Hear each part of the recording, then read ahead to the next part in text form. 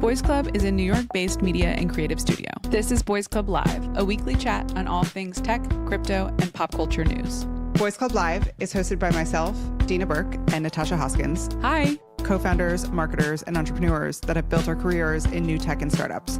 We're also proudly the dumbest bitches in the room, and we love to learn in public. Boys Club Live is recorded live and best consumed as a video podcast. Here's this week's show. Hi. At EthConf in New York City, on the floor. We are on the floor. We're at Javits. We're at Javits. Javits, as some would say. And we're here with Space and Time. Yes. And they are the presenting sponsor of Boys Club Live at EthConf. Thank you so much for Space and Time. We're so excited to be here. The EthConf is Ethereum's first institutional conference here in New York City. Mm-hmm. So what's the vibe? Vibe check. The vibes are electric. That's what the vibes are. No, it feels institutional. Like the last few conferences that I have seen and been to in the last year of crypto, you're seeing all your friends in suits. They're coming in with their blazers, and the SEC is here, the CFTC is here, DTCC, all of the acronyms are here. Yep. And banks are here, and then you have World, and you have Matcha, and you have a bunch of other players that have been in the game for a while as well. So that's sort of my read on things. Yeah. Curious how you feel. I am curious to walk the floor and see if there are familiar faces or if there are new faces. Mm-hmm. What was your sense? It's a little bit of both. There's a lot of people I do not recognize, and then there's a lot of like, yay. And so I think also that makes sense because it's our hometown. We're here in the city that we know and love, Nixon 4. And I think that makes sense that we're running into all of our friends. Okay, quick, before we do more, let's do more. Before we do more, quick shout out to our presenting sponsor of this very special edition of Boys Club Live, Space and Time. We're going to roll a tape. Kate, roll tape. Hi, I'm here about the loan, the $100 million loan. I brought my financials.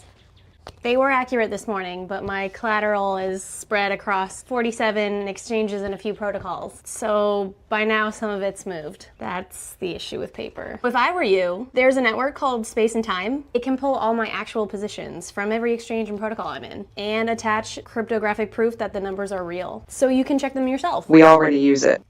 Oh, so you've seen everything? Everything. Okay. Virtual Vaults, brought to you by Space and Time. Incredible stuff from Kate. What can't she do? What can't she do? She sent us a screenshot of when she was starting to do that and said, do you have a moment to hear about my Lord and Savior Jesus Christ? Which killed me, absolutely killed me. Really funny. Yeah. I also want to thank Vercel. They are another sponsor partner of this show. We love them. There's actually a Vercel full billboard right outside of Javits Center promoting their SHIP event, which is happening in New York later this month. You can still register for tickets. And they are just the realest deal you can get. If you are a startup building with agents, look no further than Vercel. Their agentic infrastructure gives you and your agents everything you need to ship. And if you're supported by one of their hundreds of VC or accelerator partners, you have access to exclusive discounts and benefits, deploy faster, scale globally, and ship world-class AI products. Check out the platform that thousands of companies use from day zero to IPO at vercel.com/startups.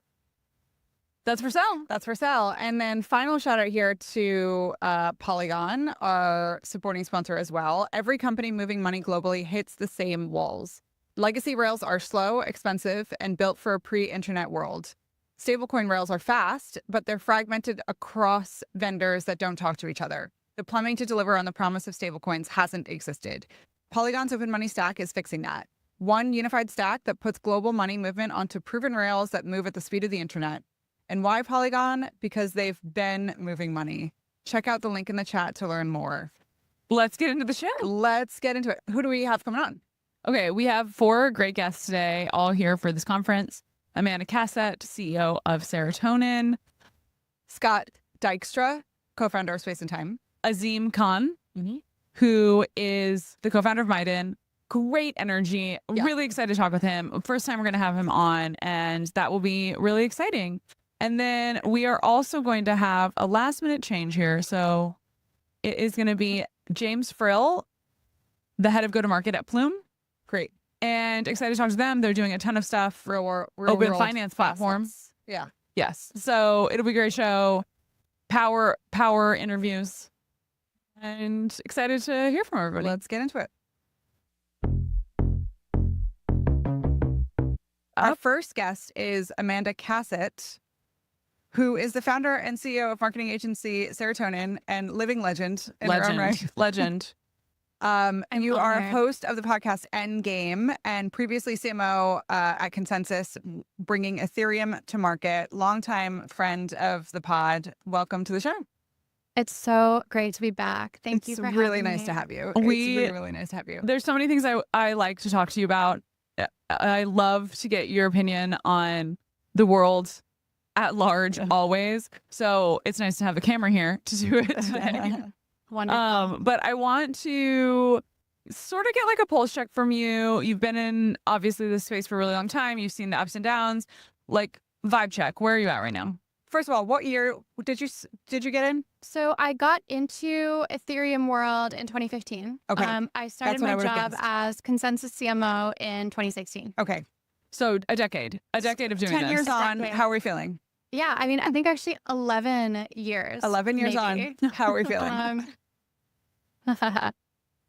So Ethereum did something really important, which is extend the mission of Bitcoin, which enabled anyone to send value anywhere in the world in a permissionless, decentralized way that's not controlled by anyone. So that there's no government, there's no bank that can prevent you from getting value to anyone, anywhere. And that happened in 2008. And that was absolutely wild. And it completely changed the world. And then Ethereum extended that mission by making that value useful, by making it programmable with smart contracts. And so not only can you send value anywhere, you can also, ever since Ethereum, do all kinds of stuff with that value. And it set the foundation for the development of a genuine alternate financial system for people that want to exit. And what's happened is that use case is alive and well. It's the same as it was at the beginning, and people have built all this other stuff. But when we talk about what really happened here, macro, long-term with Bitcoin and then with Ethereum, that's what changed the world. Yeah. And that actually happened 10 years ago.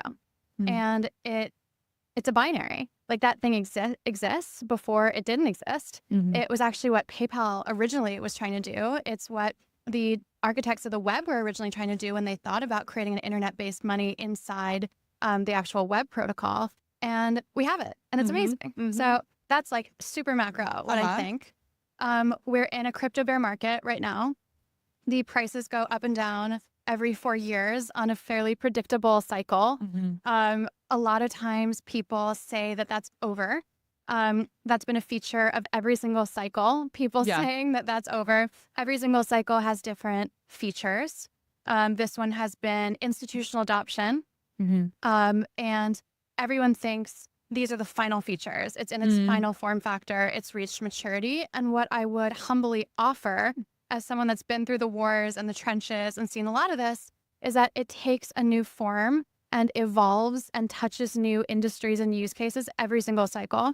It continues to find itself every time, even more powerfully. We haven't seen the end state yet. We haven't discerned exactly the direction that this is all going to be built in yet. It's all still in flux, and it all will come back price-wise on a pretty predictable time frame, in my view. We love to hear it. I love to hear it. When precisely, but I so appreciate your optimism. Yeah. and honestly needed it. Yeah. So I Hopium. I really Well, hopium makes it seem like it's false. yeah. So Yeah, hopefully right. it's just like the actual hope without Yeah, the EM. Yeah. Just press you on one thing you said though, which was that, and I've actually not heard it expressed like this, but that Ethereum being the extension of the promise of Bitcoin, Yeah. and about how the ultimate Bitcoin promise is around exiting the financial system. And I think that that's true for Bitcoin, certainly. I feel that less in a room that is this room, where Yeah. it's expressly an institutional event.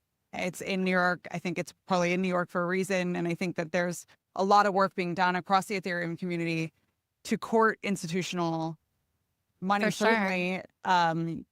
And I wonder how you hold those two things at once. So even if 0.0001% of the usage of Ethereum or Bitcoin is to be that exit or that life raft or that bulwark against authoritarianism, that's the most important bit, that exists. And even if that's a very small fraction of the total use, which I hope it is, and also because I hope that there isn't so much authoritarian control that people Yeah. have to do desperate things, that's still the important factor, even if it's a tiny fraction of the total use. Yeah. And it's the most historically important facet of the technology.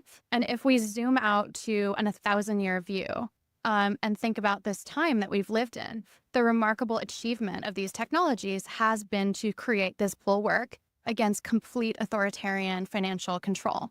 And the history books are not going to write about this TradFi or that TradFi that put this much ETH on their balance sheet. That thing is important, rightly, to a lot of actors in this room and a lot of people with various incentives in this space, but I certainly am supportive of. But from a historical view, when you ask me like 10 years, and then I kind of want to abstract Bene Gesserit style to 100, 1,000 years, we're not going to look at that. Yeah. That doesn't mean it's not important. Yeah. What we're going to look at is the core capability that changed.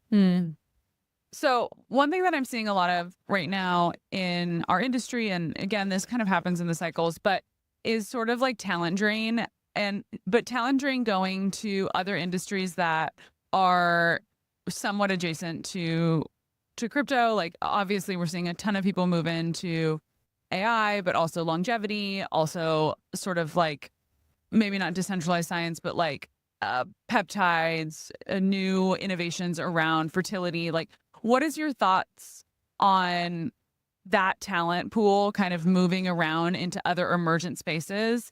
And what do you think it's net positive? Like, yeah, what's your take? Yeah. So, I mean, I think the smartest people and the people that I love the most often are technologists and scientists and people that are not ultimately motivated by business or profit. I got into this space to try to make sure their brainchild succeeded out of love for that brainchild and for those people. Yeah. If you look at who created the web, if you look at who actually created the scientific technological advancements that led to what's happening right now in AI or robotics or space travel, those are all the same kind of people. They're all these very academic, earnestly motivated research technologists and scientists. And our space in crypto right now, the way to make money for your business in the space is no longer a competitive tech challenge. The tech isn't the differentiator right now in our space for these businesses. It's often BD. It's often regulatory. It's often marketing and branding, which we are certainly happy to help with. But if you look at the big competing projects, the main thing that they're competing on isn't the tech anymore. Right. And there is great tech coming out of the crypto ecosystem, but they aren't the big projects that have raised the most money or have gone public or anything like that. There's a bit of a bifurcation. Yeah. And so what's happened is those kinds of leading minds have wanted to gravitate toward industries where the science, the tech, is the differentiator, because that's where they can make the most impact. And crypto, I don't want to say it's matured because that makes it seem like it's permanently like this, but the current place we're in crypto, where the most value is added through something other than being the best at tech, it makes perfect sense that those people would want to build elsewhere. But there is a group of stalwart, wonderful scientists and technologists that are building in our space, but that are no longer building at the convergence of where the money is. That where the tech is and where the money is are no longer in exactly the same place, right? Like you look at something like Tornado Cash. One of the best ever things built is on Ethereum, super useful, serves a use case that people really want. There are all kinds of people building other versions of privacy right now with a mind toward, better compliance. But those kinds of things aren't what's getting massive venture funding. They aren't what's going public, but that's the cutting edge of the technology in our space. Or a lot of it's being done at the foundation level or at the grant level. And that's where you still find those kinds of thinkers who are creating things like that. They're just not going to be, the ones who the BlackRock Biddle Fund is putting on the balance sheet. Yeah, totally. Pulling on that thread a bit, as your perspective leading marketing in this space, for those that are here, what are some of the trends that you're seeing, or what do you think is the most effective way to be approaching marketing as an exercise right now in this market? Well, it totally depends what you are and what you're trying to accomplish. So I think of marketing as the art of making possible things happen. And so when people come to us with a project, we think, okay, is this actually doable? Do people in this target audience want to adopt this thing? If only they knew about it, such that if we told the right story, if we distilled the message the right way, if we got the right mixture of images and words and video, would we be able to win? And so that's what we figure out most. Like, do people actually want this? And if we put some money, put some creative behind getting something out to this audience, would they like it? And I mean, that's how we approach it in any cycle. I mean, the trends right now in terms of which arenas within crypto are the most marketable, definitely RWAs, stablecoins, on-chain credit in various formulations. DeFi, I think, is going to be a mainstay. Yeah. Okay, last question here. Either what are you most excited about here at EthConf, or what is some technology that you're thinking about right now that's exciting to you? Like, what are you waking up in the morning feeling juiced about? Yeah, I mean, again, I think some of the most exciting vectors for growth of Ethereum right now are RWAs, are stablecoins, are on-chain finance. Just tokenization is going to just be such a big deal, and it is going to happen, a lot of it on Ethereum. I personally am also very interested, as I expressed, in privacy.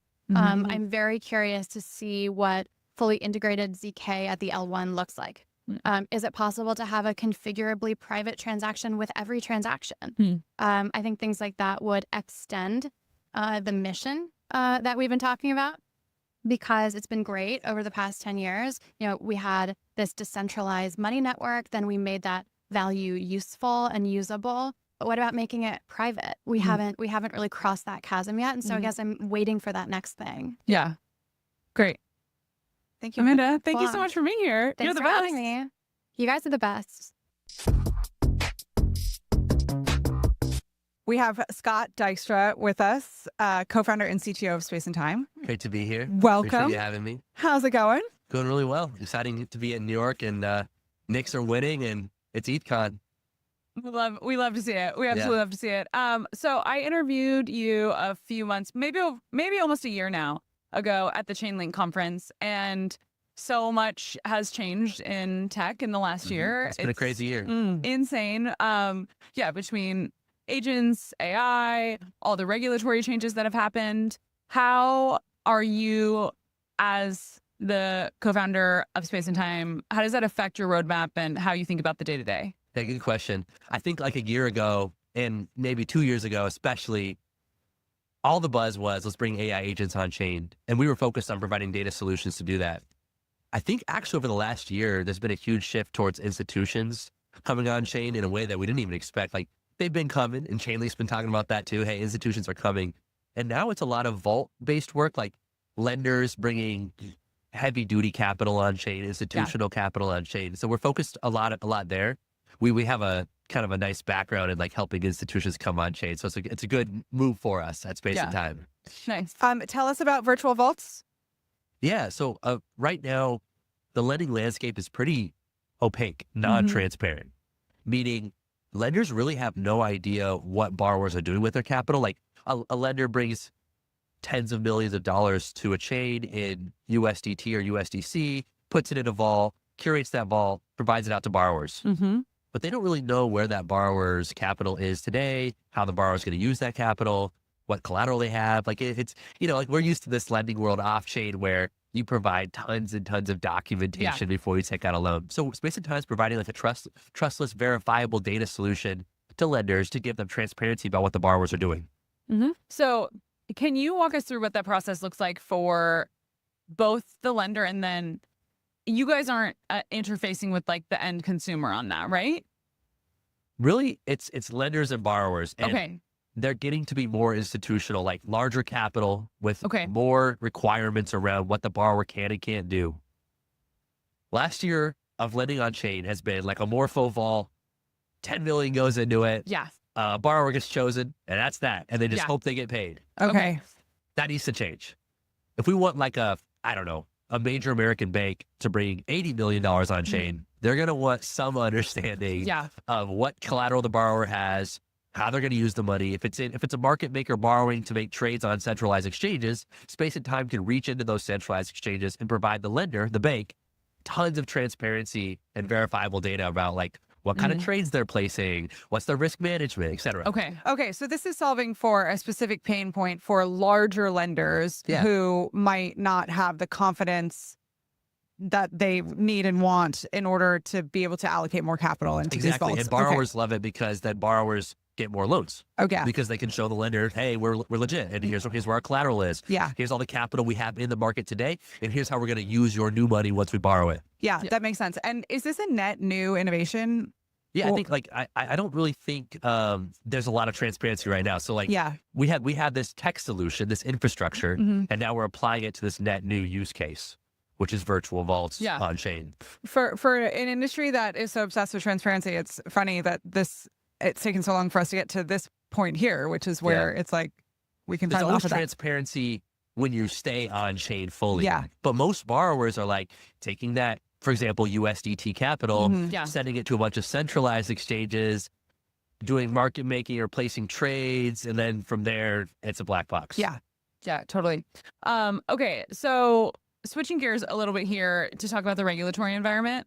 So the Clarity Act looks very likely that it will become law before the midterm elections, and basically will put into law how digital assets are classified and which enforcement body oversees them. We're here, and all of those enforcement bodies are here today, and seemingly we're all sort of working towards the same goal. I am curious what the Clarity, there's a lot that the Clarity Act becoming law will mean for businesses and what they will then need. And I feel like, from my understanding, that's where Space and Time comes in and sort of solves for that. Can you speak a little bit about that? Yeah, every bank wants to create a stable coin, and they need the Clarity Act to pass before they have clarity on how to do that.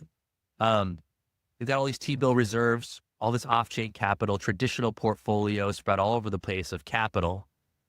And bringing that on chain as a stable coin gives, 24/7 access to that capital, a wider market to sell into, more liquidity, and of course, more programmability. So when these banks realize, hey, step one is like creating our own stable coin with our cash reserves, we need some kind of trustless solution in the middle as a facilitator, as a conduit to get our off-chain portfolio on chain. And then talking about programmability, like taking it a step further, they say, oh my gosh, if we can take our T-bills and mint a stable coin, what about all the other securities and like our portfolio of real estate, our portfolio of collateralized loan obligations, our portfolio of equities off chain across these 37 portfolios? The Space and Time can act as like a data relayer that grabs that data from those portfolios and helps them mint new securities on chain. But none of that's really going to happen at scale until the Clarity Act passes. Like there's been a few banks that have jumped the gun, and that's great. And they're kind of like starting to create stable coins, but everyone wants to. And what's I think you have a really unique vantage point where you are in the market as sort of acting in between a lot of these institutional players and the on-chain players. And I'm curious from that perspective, how you feel like the appetite is for institutional players in this market, especially like to be coming in and on chain now. What's the vibe check? It's been actually a much higher appetite than I expected at this point in time. And I have to believe some of that is led or pioneered by like, you know, Tempo and Stripe and PayPal and the fintechs that jumped in early last year. Since like the fintechs and with, you know, Circle and with their ARC blockchain, I would call those fintechs not like banks. Those led the way. They said, hey, we're getting into crypto last year. We're starting our own chains. And then with Clarity passing, all the banks are like, hey, it's time to start tokenizing things. It's time to start following like the Larry Fink blockchain, BlackRock kind of let's tokenize the world. Yeah. And I think everyone's just waiting for Clarity to pass. So I think once that happens, you'll see a few banks create their own chains and a few more banks, of course, create their own stablecoin backed by T-bills. And then finally, some really exotic securities that come on chain because they're these like legacy off-chain processes, like a CLO that gets like a sideways loan obligation that gets priced once a month. We'll bring that on chain so we price daily. That makes sense. And what do you think the timeline for all of that is? Later this year, we'll see that activity pick up. There's always smart contracts that have to be written. And institutions are like terrified of doing that right now in this security conscious, cybersecurity conscious world. Yes. So I think that will actually create the biggest hesitancy with the Mythos hacks, with ETH exploits, with Oracle exploits. It's like, hey, Clarity's here, but let's make sure like there's good security around smart contracts. I love that. Thank you. We love that. Love that so much. And this wasn't on our list of questions, but I am, now that you've brought it up, very curious, just generally how you feel about the quantum discourse as it pertains to our beloved cryptocurrencies. What's your sense? Off the cuff, I appreciate this. I'll give a quick answer, then a long answer. Okay. Quick answer is I think we're 3 years out from that being like a problem that we deal with on a daily basis. For now, it's going to be research papers that scare everyone. Yeah. Effective. Every year for the next 6 years, probably, teams like Google's quantum team will get better at cracking fatter and fatter curves. That just means like getting closer and closer to breaking a Bitcoin or Ethereum wallet. And then it becomes a cat and mouse race between hardware and like the hackers. So as people build better quantum solutions, then, you know, you just use more intense hardware that generates fatter curves or like thicker wallets.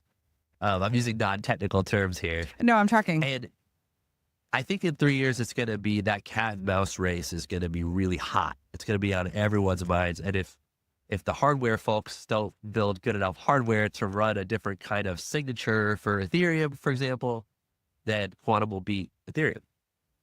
I'm hopeful the latter's true. You don't feel existential risk Dread. around it, dread around it? I do for Bitcoin to a certain extent, Yeah. right? Because I don't think Bitcoin's going to fundamentally change, but what do I know? I'm not a core developer, and I'm not in the in like the Reddit every day. Totally. Okay, last question here. I know we're running up on time. This is sort of a negative question, but opportunity to grass is greener it. But ETH is trading at pretty depressing levels at the moment. Are you selling? No, you never sell the bottom. No, My you'd be grandpa surprised. said, when I was like, We can sell about them. I was like 11 years old, and my grandpa's like, someday you're going to trade. You buy low, you sell high. It's low right now. No one buy.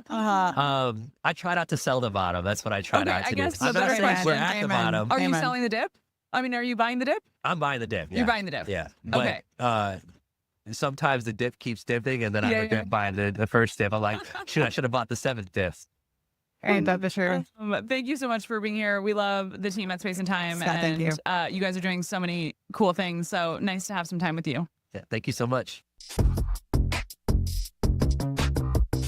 Okay, so we have with us Azeem Khan, co-founder of Miden. Welcome to the show. I'm so happy to be here. Happy to I've have loved what you. you guys are doing for a while. Like my wife is also a huge fan of what you do. And so I'm happy to be here. We adore her, so that means a lot. Okay, so Miden the programmable privacy network for the next generation of compliant finance. Yeah. Did I sum it up? Yes. So to date, what we've primarily seen are blockchains that are either entirely public, which is problematic, or entirely private, which is also problematic. And the solution thus far has primarily been, let's create permissioned chains. But the problem with permission chains, when you sort of like extend the logic out, is that there's counterparty risk. Like if you're, without naming any of them, a US based chain who's running a permission chain and you're very successful, if you're a different country, even Greenland, right? It doesn't have to be like North Korea or Iran or something. And the government here decides that you're not a friend tomorrow, and you've put large amounts of funds on that chain, you wouldn't feel comfortable with it. And so we've looked at how do you enable privacy in a practical way while still building something that will be a permissionless and incredibly neutral chain. And instead of like thinking about it a lot in terms of decentralization, so much of my conversations with institutions comes down to counterparty risk. Okay. What do you feel like the institutional appetite for crypto is right now, given market conditions? Massive. Okay. So last week I was in Paris at Proof of Talk, and I was on stage. I did a co-fireside, and we closed out the event, and it was with the global head of digital assets at Invesco. They're a $2.5 trillion financial institution. Wow. Yeah. And the topic of conversation was actually, we called it Crypto Winter Institutional Summer. And it was basically how there's been this really interesting divergence where I've been part of many bears dating back to 2012, 2013, being in this space. Yeah. And so I've noticed like every time we would see like a Bitcoin boom, Goldman and JP Morgan or whoever it was, they would hire like a large crypto team. And then the moment the bear would come, they'd fire everything, right?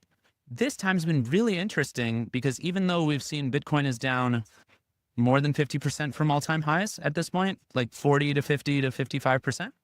What we're seeing on a weekly basis is actually that every single one of these large financial institutions are hiring more and they're talking about it more and they're realizing the benefits of it. And right now, what I've seen is that they really like stablecoins because stablecoins make sense to them. And stablecoins are something that their traditional rails allow them to do. But stablecoins are faster, cheaper, and more efficient. Yeah. But now they're actually getting really excited at, tokenization, tokenized deposits, all of these different things, because now they're like, wait, this blockchain technology enables things for us that our traditional rails don't allow. And so if anything, I've seen a super increased demand from institutions. Their sales cycles are still long to get stuff done. Kathleen, who's at Invesco last week, was saying on stage that for them to launch any new product, it requires 50 teams to sign off, which is insane to think about, right? Because in crypto, we're used to just like the decision Telegram chat. Yeah. It's like a Telegram chat and you sort of know who runs the thing. And then you're just like, yo, can we get something done? But literally 50 teams have to sign off. And so even once you've come to an agreement, 50 teams signing off takes time, right? So it seems slower just because we're so used to just being yeah, let's do something on Wednesday, right? But the demand is only increasing actually. But for them, it's becoming more and more of a thing where they're asking, well, there's going to be certain things that we need privacy on, but we can't do this on a chain that's going to be fully private because we need to follow like regulations and compliance standards and things like that. Okay, let's talk about that relationship between privacy and compliance, because I think a lot of people, some people in this room, I think even would think that those two things are very much at odds. Yeah. Can you tell me about how you sort of square that? So we launched this thing called Guardian, right, on Miden, and it sort of basically acts as an opt-in 2 of 3 multi-sig of sorts. And so you can set up an account on Miden and you can stay fully cypherpunk private if you want and fully everything. But if you opt into Guardian and let's say, I don't know, one day JP Morgan runs one, it basically enables you to give privacy to the operator of the Guardian. And so, you can say, I want JP Morgan to have this. And this allows them to have the ability to do real-time compliance monitoring of every transaction. Because how it works is one signer is like, one of them is your phone or your computer that you're using, your like hot key. The other one's a cold storage key that you keep stored away somewhere in the event that you lose your phone. And then the third one is the Guardian signer. So it could be any institution. but it gives them access to have a view key. It gives them the ability to do on-chain or off-chain KYC, so you can be whitelisted into this thing. They can do real-time compliance monitoring with any of the compliance providers. They're able to help you with account recovery in the event that you lose it. And then it also doesn't give them custody because they only have 1 of 3 signing. And so it's basically you get to grant them the ability to do that. There's benefits to you, and then there's benefits for them. So they could say, you know, the only people you can send transactions to are these other whitelisted addresses. And so if I try to send it to someone who is on an OFAC sanction list, it's automatically going to reject it and you can't send that money. And so, I mean, even last week, week and a half ago, I was in Washington, D.C. explaining this at Georgetown Law, and it was a bunch of people from the SEC, IRS, FBI, all these places trying to understand exactly this, because I was sitting with the guy from the IRS being like, I want to make sure that we're not mistakenly doing illicit things, and giving them demos on exactly how we think that we're going to be able to do that. Cool. That's awesome. Okay. Recently you tweeted, I don't know exactly when it happened, but digital assets has replaced crypto and Web3 as terms when talking about this industry. Can you say more about this? Again, going back to like having been in this space for so long, I remember when it was just crypto, and to a lot of people outside, they use Bitcoin plural to explain crypto, to be like your Bitcoins. And then it sort of became more common knowledge to say crypto. And then maybe it was Read Write Own did it, but like Web3 sort of became a thing for a little while. And what I've seen happen more recently has been this thing where everyone just says digital assets. And in particular, when they're talking about like the business of our industry. And sometimes when they're trying to talk about the underlying tech, they'll still say blockchain. But everything built on top, when they're talking about tokenized RWAs, even NFTs, whatever it is, everything is referred to as a digital asset, which I think is sort of funny because, I don't know, our money on PayPal is also technically just digital, you know, but like it's something that I've found in the last couple of months, particularly like the last 6 months, that all the conversations that I have, particularly with institutions, but even non-institutional people, they all started saying digital assets. Do you feel a sense of maturing of this industry? And if so, like positive or totally positive. I mean, back in 2013, when I was buying Bitcoin for like $100, congratulations. Wow. I was selling it at 1,000. I would not be working if I had prepped. I thought I was so smart. I was like, yeah, I did 10x. Yeah, that's like, huge. And I would like go buy some sneakers, and I was like, I'm a genius. Right now, exactly. Now I've learned I don't trade at all. I'm just a bad trader. So I like buy stuff I believe in, where I'm like, technically speaking, it's more likely than not that this has the chance to succeed. I'm going to park a little bit of money here. I'm putting it in cold storage. I'll look at it in 5 years. And I just sort of like consistent. Long tail. That's it. Because I'm not good at short tail. Like I've seen, I have like know thyself. You know, I have more than a decade of experience seeing. I don't do well with it, but just the idea that, you know, a week and a half ago, I was sitting with people from all parts of the government. In February, I was with the governments of Kazakhstan and Uzbekistan. I met with both of their central banks. I met with the commercial banks.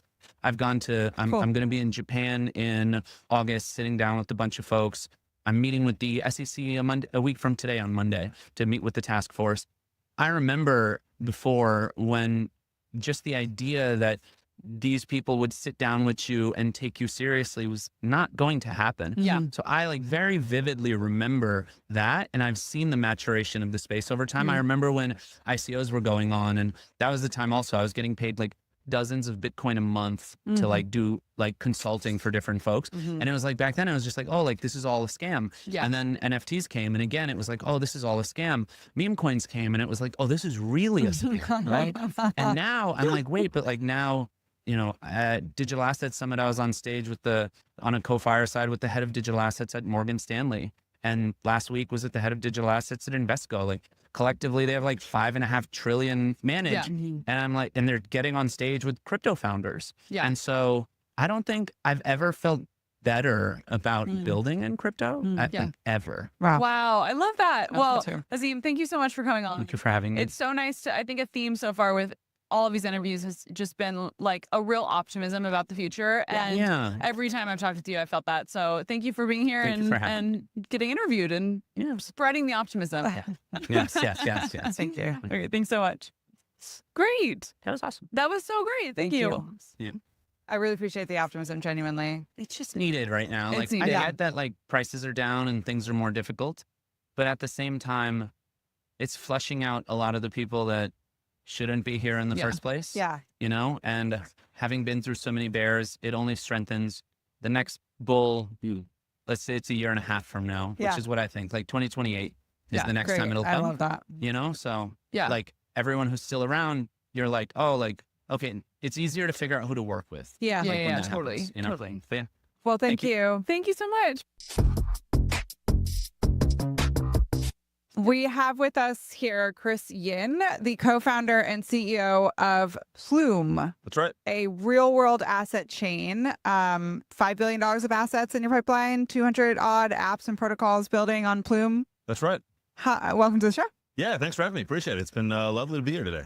Tell us about Plume. Yeah, sure. So Plume, you know, we like most things, right? Our website is always like a bit of a mismatch of reality at this point, so we're working on fixing. But big picture is Plume. You know, we're an ecosystem that's been focused on real-world assets since we've started. So our focus is really helping it make real-world assets easier to use on-chain and really focus on this from kind of a crypto-native perspective. And so making sure that individuals on-chain can use these assets, can loop and lend and borrow all these things today. Cool. And we started off doing this with the chain. Right, because we needed more of necessity, right? As we began to tokenize assets and things on chain, we realized that tokenizing is just one piece, and truthfully, it doesn't really matter. Meaning, like if you can tokenize anything and know how to use it, who cares, right? And so our focus is really how do we make it useful? And we just looked around, and you know, we all come from more crypto-native backgrounds than many of the RWA people, and we looked around and said, who actually holds these things today? And not a single one of us could have had any experience actually using these assets. We look, so what do we actually do to make these usable for us?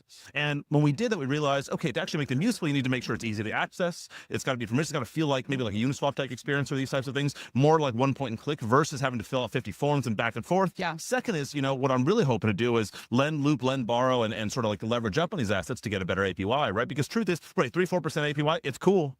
But I'd rather get, you know, 10, 12, 15, even if it's not real, you know? Because you like chasing the dream. And so like, that's kind of what people were focused on. So we were sort of, hey, how do we do that? And we turned out we had to build a whole ecosystem of applications that sort of take this and make it useful. Over time, though, what we realized is that, you know, other people picked it up as well, which is great. And so now we've taken the best of what's on Plume and packaged it up into Plume Vaults. And so our Vault product is now everywhere. We have it on ETH mainnet, on Solana, on BNB, also on Plume Chain, but all over the place. So that's kind of where we see the most of our attention today is like, how do we take these assets, make them really easy to use with Vaults, and then make them composable with all the other stuff happening in the ecosystem.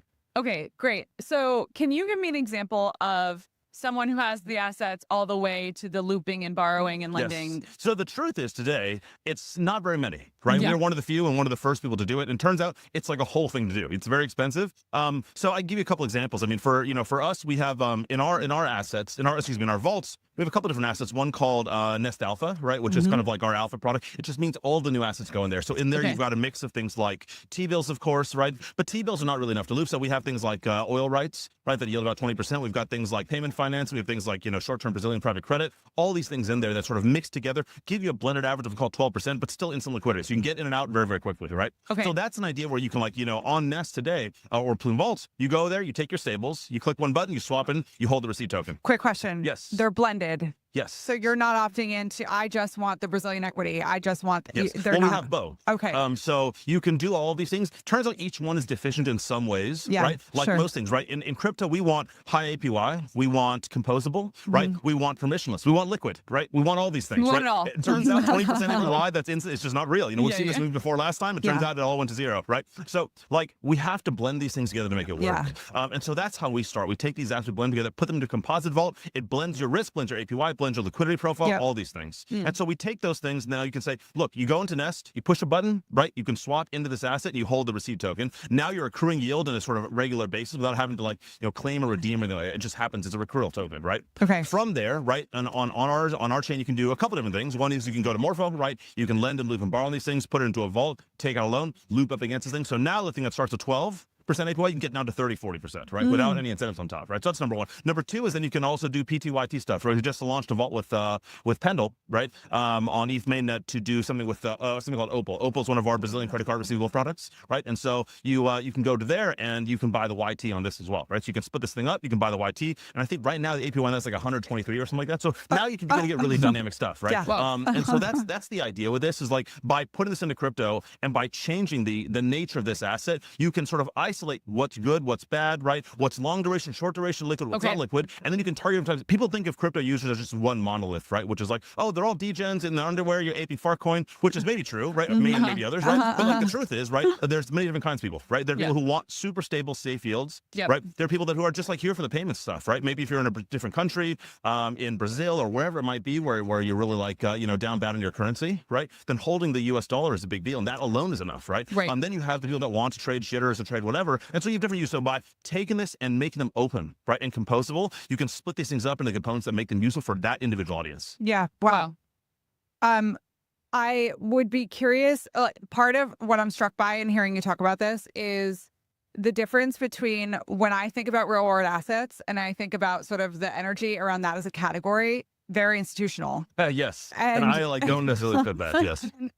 Complementary. I think that your approach is clearly very crypto native, and that seems to be a feature, not a bug. And the two worlds meeting is interesting. And have you found that there's retention in that, or a little bit? A little bit. I think there's a lot of desire and open and demand though for it, and there's a lot of interest in it. But I do think there's a bit of a mismatch in what's going on today, right? Like, look, I normally dress like this. You can see my chains out, like a bracelet, but like I see I have to put on a suit occasionally now, right? And even at like Vault Summit and these places, you're suited up to get in there, right? And I'm in Korea and other places like that where you have to go in like full. I actually go buy a suit. I haven't worn one in years. But you have to do these things. And so like I think you go there and you begin to talk to me, you realize there's real demand interest, but there's just like a big cultural difference. And I think I think they see the world as one way, right, on the trad side, and maybe the sort of crypto native see it as another side of things. And so I think for us, the thing that's worked really well for us is like, for example, RGC Salman, he was at the CFTC before, the SEC before that, right? Our latest folks we've hired are from Citibank and from like JPM and these places like that. And so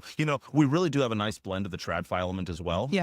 And I think it's by pairing these things together. So for example, one of our investors is, and one of our biggest assets is Christine of Apollo, right? And so Apollo is one of our big deployers. We have the largest deployment of ACRED in all of crypto today, right? Wisdom Tree is a big deployer on us. We have a bunch of other ones as well. And so like working with them and helping them understand this, I think is the key and the difference, right? I think most people in crypto are used to like, here are the docs, just like good luck, read the docs, you figure it out yourself. Right? And that's just not how this stuff works. Totally. Right? And these guys are also trying to figure out how do you distribute a crypto, right? Because like this total permissions, like truthfully, you've got some like North Korean flows, you've got a little bit of Iranian money, you got to like be a little bit careful. And like the crypto natives are not always as caring or like understanding of that, you know? And so I think helping them understand, trying to blend the two lines and thread the needle of like, how do you make the TradFi folks comfortable, but how do you make it still useful for crypto natives? That's the real magic here. And I think we're still figuring out as an industry. We haven't yet got the tools together yet, but it's coming together now. Yeah. Nice. Okay, we're at time here, but I would love to hear from you. I know you just got in from Singapore, so you haven't had time to walk the floor or anything, but curious what you're hoping to get out of the next few days. What are you excited about being here at EthConf? Yeah, totally. I mean, look, I was going over the agenda earlier and just like to talk to different people, and I met a bunch of my friends out here and everything. It's like, I think I've been really excited to just hear what everyone is doing around this, because I think even within RWAs tokenization, there's so many different sub areas. And it's like, one is the sort of like more on-chain looping, sort of like yield story, right? But take privacy is a whole other thing. Take payments is a whole other thing, right? Or even cross-border FX, all these things. There's so many different areas within this market that are really interesting. So I think just hearing from how all these different protocols are working together to make this thing happen, it's been really exciting to see. And also even just seeing like, I mean, names I haven't heard of in years, candidly. Like, we're talking about Stellar now, we're talking about all kinds of stuff in there, right? And like, they're coming back in a very, very serious way, right? Working with the big companies. And so I think it's been really interesting to see like all these people come together and go together in a more positive direction, right? Versus sort of like, there's a suits and there's crypto. And it's not like that, right? I think everyone has to put on a suit sometimes, and everyone still has to go home and play video games, like do all nonsense. And so like, being able to put these two things together and realize that everyone has a little bit of everything, I think that's the interesting part right now. And so it's my first time, I think, in the last couple of years, seeing both these worlds become one. Yeah. Nice. Well, really exciting stuff. Can't wait to follow along with Plume and what you guys are up to. So thank you so much for coming. Awesome. Thank you for having me. I appreciate it.